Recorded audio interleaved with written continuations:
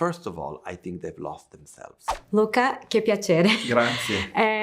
You know, I'm from Brazil, and of course, the first thing I have to ask you is about the soundtrack of the film, because there were so many Brazilian songs, and it seems like the soundtrack was very well thought. So how did it come to that decision? I think one of the great privileges I have as a filmmaker is that I have been empowered by my wonderful producers and studio, in this case, the great MGM Amazon, to really explore the way in which I want to express myself deeply. So I put on the table all the toolbox that I can work with.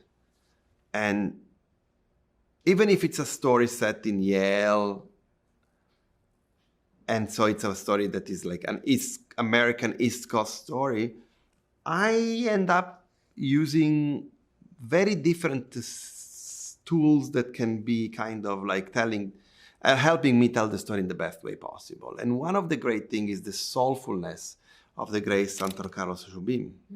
And Jobim wrote this sublime song called The Preciso Perdoar. Madrugada já rompeu, você vai me abandonar. And I apologize for my pronunciation. No, it's beautiful. And the lyrics are so touching that almost makes me cry now thinking about them. In which like the bottom line of the song is that it's important to forgive. And a story about people, messy people, incapable of listening to one another and wanting to impose one another on the other, who are not eager to find a space of reconciliation.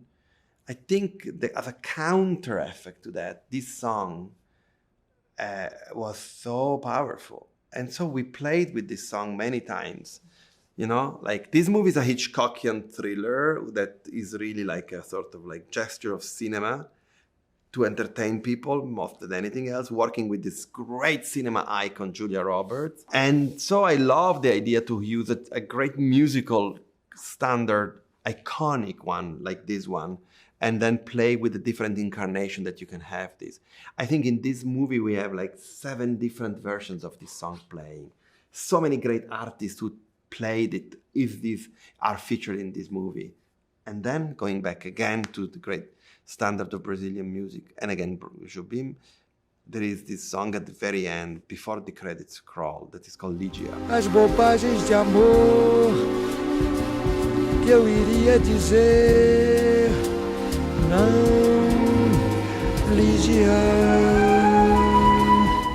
Which is about, again, the melancholy of the lost love.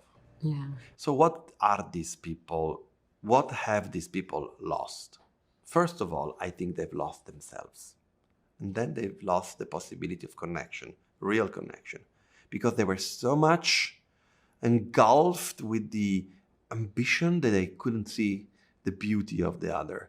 But the great Jobim always was connected with the soul of the other and his own. Now, I saw the film. But I use a lot of Brazilian music in my movie. I've noticed that. Pecado, like a version of Pecado sung by the great Caetano Veloso. And then Caetano Veloso made me a great gift in singing in the end credits of Queer, a song that was written by Trent Reznor and Atticus Ross.